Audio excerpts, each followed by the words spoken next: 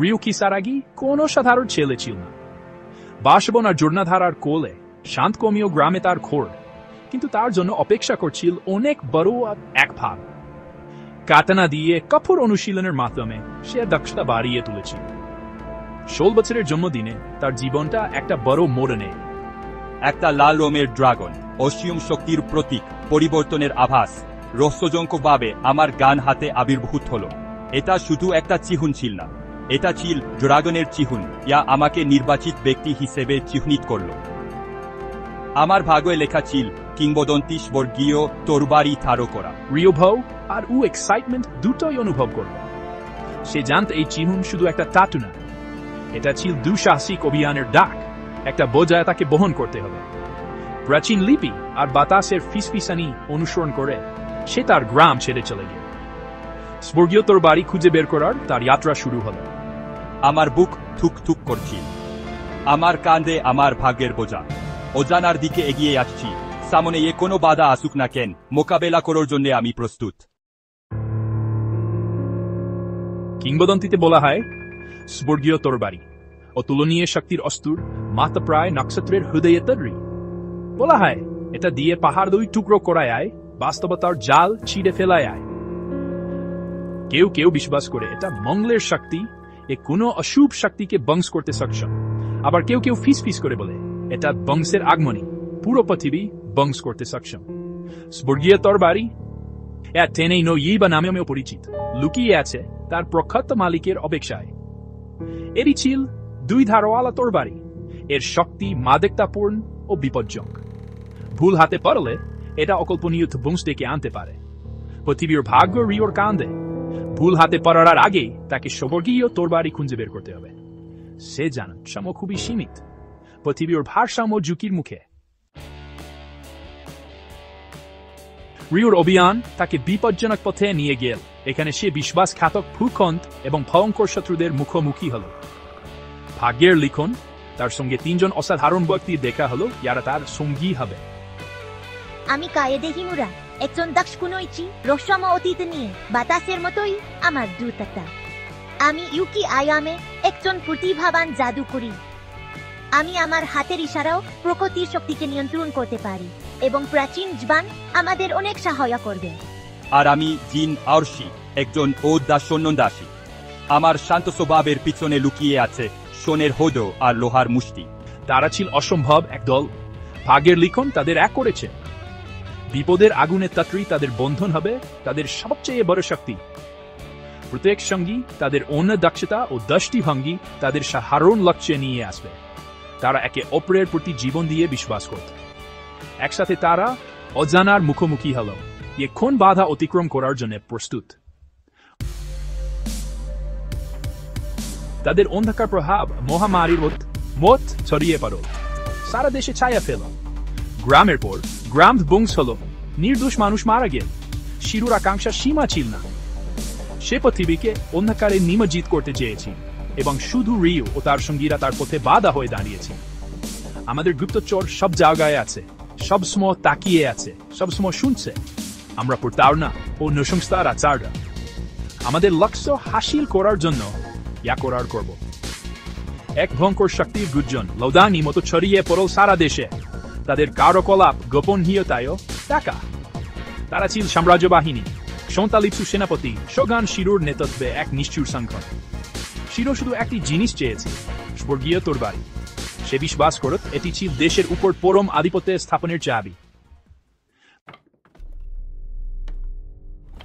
Rio তার হৃদ থুকফুক করছে, তার হাতের ড্রাগনের চিহ্ন শক্তিতে স্পন্দিত হচ্ছে।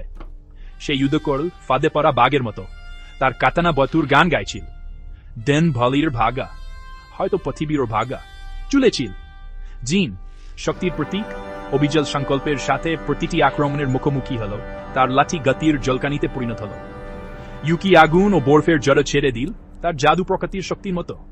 কায়েদের ছায়ার মত চলছিল, তার জোড়া ছুরি ছলমল করছিল, প্রতিটি আচরণ ও মারাত্মক। পঞ্চম অংশ তরবারির নতু দনবালির হুদ। সুর উঠল দনবালিতে, আকাশ রজ্জিত হল নানা রঙে, বাতাস ফুরে গেল উত্তেজনা। এখানে রিউ ও তার সঙ্গীরা সরাসরি সংঘর্ষে জড়িয়ে পড়ল সাম্রাজ্য বাহিনীর সাথে। শূন্যদের ধাক্কায় মাটি কাঁপছে। ঘাতক নৃত্যের মতো ইস্পাতের সাথে মিলিত হল। বাতাস ভরে গেল তোর বাড়ির শব্দ ও হুদের আওয়াজে। প্রাচীন ফিসফিস বনের গভীরে একটি রহস্যময় ভবিষ্যদ্বাণী দ্বারা পরিচালিত রিও অবশেষে এটি পেয়ে গেল স্বর্গীয় তোর বাড়ি। এটি কাঞ্চা শক্তিতে স্পন্দিত হচ্ছিল। এর শক্তি প্রায় অব্রুত। ওখন আমি মুখ টিপলাম।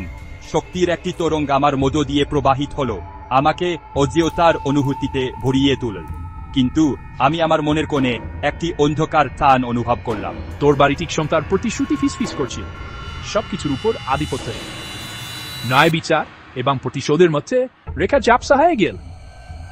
সে তোর বাড়িটি ব্যবহার করতে পারে নির্দোষদের রক্ষা করার জন্য, কিন্তু সে এর শক্তি প্রকাশ করতে পারে তাদের উপরও যারা অন্যায় করেছে। তোর বাড়িটি শুধু একটি অস্ত্রের চেয়ে বেশি কিছু ছিল। এটি ছিল একটি পরীক্ষা, একটি অগ্নি পরীক্ষা, যা আমার ভাগ্য গাড়ে তুলবে। আমাকে সাবধানে আমার পথ বেছে নিতে হবে, কারণ পৃথিবীর ভাগ্য আমার সিদ্ধান্তের উপর নির্ভর করে। এক প্রাচীন মন্দিরের ভাঙা ধ্বংসস্তূপের গভীরে ইউকি অবশেষে একটি দীর্ঘ বিস্মত ভবিষ্যদ্বাণীর রহস্যময় পদগুলি ডিকোড করল। ভবিষ্যদ্বাণীটি একজন নির্বাচিত ব্যক্তির কথা বলছি, ইয়াকে ড্রাগন চিহ্নিত করেছে, ইয়ে স্বর্গীয় তোর বাড়ি ধারু করবে। কিন্তু এটি এমন এক ভয়ঙ্কর মূল্যের কথাও বলছিল, ইয়া এই ধরনের শক্তি ধারণ করার সাথে আছে। ভবিষ্যদ্বাণীটি একটি মহান ত্যাগের কথা বলছিল, একটি পছন্দের পৃথিবীর ভাগ্য নির্ধারণ করবে।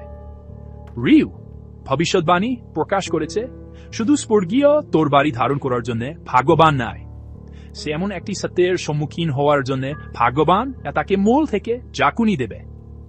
পৃথিবীর ওজন মনে হচ্ছে রিউর তরুণ কাঁধে পড়ছে। সে শুধু একজন সেনাপতির বিরুদ্ধে লড়াই করছিল না, সে ভাগ্যের বিরুদ্ধেই লড়াই করছিল। ভালো এবং মন্দের বল কিয়োদাই মন্দিরে একত্রিত হয়ে বাতাস উত্তেজনায় স্পন্দিত হচ্ছে।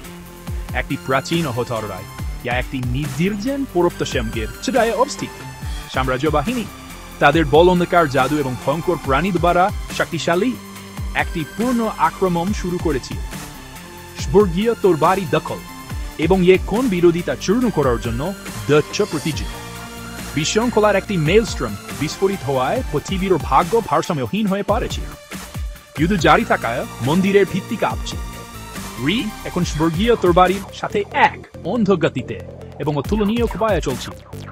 আমি ছোটদের জাম নিয়ে লড়াই করলাম।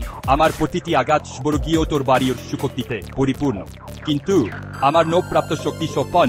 আমি জানতাম যুদ্ধ শেষ হয়নি, স্বর্গীয় তোর বাড়ি আমাদের হবে এবং কেউ আমাদের পথে বাধা দিতে পারবে না। কিয়োদাই মন্দিরের জন্য যুদ্ধ শেষ হয়েছিল, কিন্তু যুদ্ধ শেষ হয়নি।